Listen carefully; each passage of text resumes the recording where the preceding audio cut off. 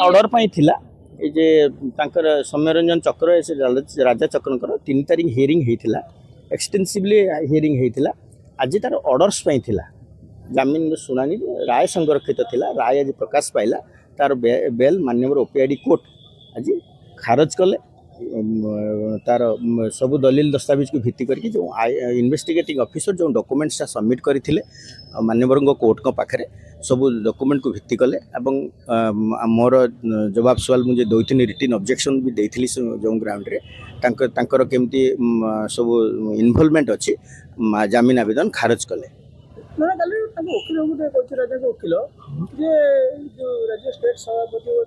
सब भित्तिहीन मिथ्या कपड़ कल्पित तार किसी ना दैट इज ए मोटिवेटेड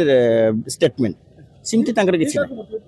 किए क्या मोटिवेट कर स्टेटमेंट रे कौन सी दलील दस्तावेज से एगेंस्ट देना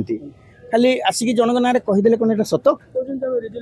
resolution is totally false fabricated concocted पूरा टोटल तैयारी कर रिजोल्यूशन कॉपी आसो कौटू जो रिजोल्यूशन कॉपी पाखे आस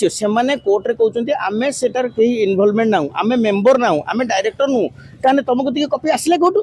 can you have made the document you forge the document copy आनिक देलो ओरिजिनल देनो सिग्नेचर नहीं कार सिग्नेचर नहीं कौन सी डायरेक्टर सिग्नेचर नहीं बोर्ड मेंबर सिग्नेचर नहीं गोटे सिग्नेचर अच्छे अगेंस्ट किसी डेट नहीं तो केमी हम आज्ञा मिथ्या न्यूज सी कौन कहते मुझे कहीपरि ना टोटाल मिछ आज्ञा मिछ सब मिथ्या एवं किसी कौन सी न्यूज कौन सी डॉक्यूमेंट्स माने नहीं आम रेकर्ड रे ऑन रेकर्ड किसी ना ऑन रेकर्ड जेहेतु नहीं तेणु से किए कौन कह आज्ञा से आम कहीपरू ना जहाँ से कहते मुझे तो भाव it is a very bias news आम इन्वेस्टिगेशन इज फेयर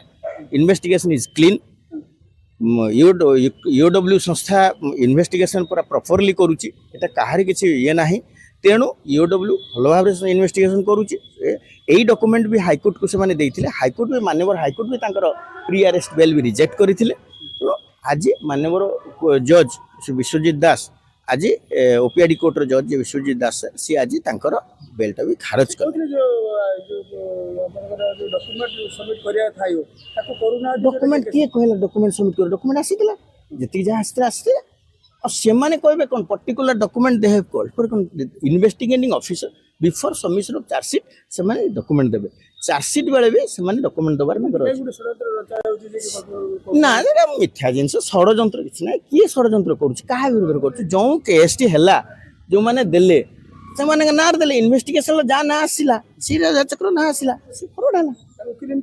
सी वकिल कौन कहले मुझे कहीपरि ना आज्ञा वकिल कौन कहले जदि जन मोटिवेटेड न्यूज कहे कि फॉल्स न्यूज कह से मुझे कहीपरि किंतु investigation is clean भित्तिहीन Mantavya investigation is supporting document नहीं जो जेरेक्स टी आनिक सबमिट कर तार किसी डॉक्यूमेंट एविडेंस नहीं और से डॉक्यूमेंट को लेकिन आम कौन कहीपर मुझे से डॉक्यूमेंट से दिन भी मुझे जे एटा टेम्पर डॉक्यूमेंट केसटा को से भावुँ डाइवर्ट कौन हम तदंत रास्तार जाऊँ आज्ञा तदंत को किए डाइवर्ट कर तदंत सब क्लीन फेयर एवं यूडब्ल्यू संस्था करुचु इकोनॉमिक अर्थनैतिक अपराध शाखा जे तदंत जो करे टिटबिट्स तदंत करे मनी ट्रेलिंग करे तो फाइनेंशियल इरेगुलारिटीज करे सीटार आज्ञा हो पार इकोनॉमिक संस्था आज्ञा एपट सेपट नुहे आपड़ किए कौन कह मुझे कहीपरि अर्थनैतिक अपराध शाखा सब तदंत लाइन ले जाए अधिराज महांती आम सौम्य शंकर चक्र बेल ओपीआईडी कोर्ट आवेदन करूँ आज आमर मान्यवर अदालत आमर बेल को एप्लिकेशन को रिजेक्ट कर आम ता विपक्ष रे हाईकोर्ट रे चैलेंज करू आमे आमे किछि रिजोल्यूशन कॉपी देइथिलु आउ आमे सोसाइटी रो ऑडिट बुक देइथिलु जोडा कि ताकू प्रोड्यूस करिया पई कोआ हितला आयो इंटेंशनली जानि कि भी ताकू प्रोड्यूस आज पर्यंत करिलेनी अदालत ताकू 11 तारिख पर्यंत मुहलत देइचंती वर्तमान से डिपोज सबमिट करिया पई से इंटेंशनली हारास करचंती आमर क्लाइंट सौम्य शंकर चक्र सोसाइटी गोटे भी टंका नै नांती इलीगली ଯାହା କାମ କରିଛନ୍ତି ସେୟା ହିଁ ସେ ନେଇଛନ୍ତି। ଗତକାଲି ଶୁଣନ୍ତୁ ଓକିଲ ଯୋଉ କହିଥିଲେ କି ଯୋଉ ରିଜଲ୍ୟୁସନ ପାସ୍ ହେଇକି ଏତିକି କୋଟି ଟଙ୍କା ଷ୍ଟେଟ୍ ଆଡକୁ ଯାଇଥିଲା ଆଜ୍ଞା। ଏହାକୁ ଇଏଡବ୍ଲ୍ୟୁ କହୁଛି ଭିତ୍ତିହୀନ। ନାଇଁ ନାଇଁ সোসাইটিରୁ ଷ୍ଟେଟ୍ ହେଡ୍ଙ୍କ ନାମରେ ବିଭିନ୍ନ ଲୋକମାନଙ୍କୁ ପଇସା ଯାଇଛି, ଦିଟା ବ୍ୟାଙ୍କ ଆକାଉଣ୍ଟରୁ ପଇସା ଯାଇଛି। ବ୍ୟାଙ୍କ ଆକାଉଣ୍ଟକୁ ଯଦି ସେମାନେ ତ ଜାଣିଶୁଣି କରୁନାହାନ୍ତି ଇଓଡବ୍ଲ୍ୟୁ ଯଦି ଇନକ୍ୱାରି କରିବେ ତାଙ୍କ ପାଖରେ ସବୁ ତଥ୍ୟ ବର୍ତ୍ତମାନ ବି ଆଭେଲେବୁଲ୍ ଅଛି। ଆଉ ସେମାନଙ୍କୁ ରାଜାଚକ୍ର ଯେଉଁ ସମୟରେ ସେମାନେ କହୁଛନ୍ତି 1,60,00,000 ଟଙ୍କା ନେଇଛନ୍ତି, ସେଇ ପଇସା ଯିଏ ନେଇଛନ୍ତି ତାଙ୍କୁ ବର୍ତ୍ତମାନ ଯାଏଁ ଡକା ହେଇକି ବି ପଚରା ହେଇନି ଯେ କିଏ ଦେଇଛନ୍ତି କିଏ ନେଇଛନ୍ତି। ଆପଣଙ୍କର ୟୁଡବ୍ଲ୍ୟୁ ପକ୍ଷରୁ ଯେଉଁ ଓକିଲ ରହୁଛନ୍ତି ସେ ତ କହୁଛନ୍ତି ଏଇଟା ଭିତ୍ତିହୀନ ପ୍ରଶ୍ନ। ନାଇଁ ଭିତ୍ତିହୀନ ଆପଣ ଯୋଉ ଦସ୍ତାବିଜ ଦାଖଲ କରୁଛନ୍ତି ମାନେ କୋର୍ଟ ବାହାରେ ସେଥିରେ କିଛି ସତ୍ୟତା ନାହିଁ। ଦସ୍ତାବିଜର ସତ୍ୟତା ନାହିଁ, ସେମାନେ ପ୍ରମାଣ କରନ୍ତୁ। ଆକାଉଣ୍ଟ ଭେରିଫିକେସନ୍ ଆମେ ଯଦି କହୁଛୁ ଆକାଉଣ୍ଟ ଭେରିଫିକେସନ୍ କଲେ ଜଣାପଡ଼ିଯିବ ସେଇଟା ସତ୍ୟତା ଅଛି କି ନାହିଁ କ'ଣ ଅଛି। ସେ ଇଓଡବ୍ଲ୍ୟୁ ଯଦି ଆକାଉଣ୍ଟ ଭେରିଫିକେସନ୍ କରିବ ସେଇଟା ପ୍ରାଞ୍ଜଳ ଭାବେ କ୍ଲିଅର ହେଇଯିବ। ସେମାନଙ୍କ ନାଁକୁ ଡକା ହେଉନି, ସେଇ ଲୋକମାନଙ୍କୁ ବର୍ତ୍ତମାନ ଯାଏଁ ଇଓଡବ୍ଲ୍ୟୁ ସାମ୍ନାରେ ପଚରା ଯାଇନି, କୌଣସି ଜିନିଷ ବି ପଚରା ଯାଇନି। 161 ବି କରିବା ପାଇଁ ସେମାନେ ଆସୁନାହାନ୍ତି।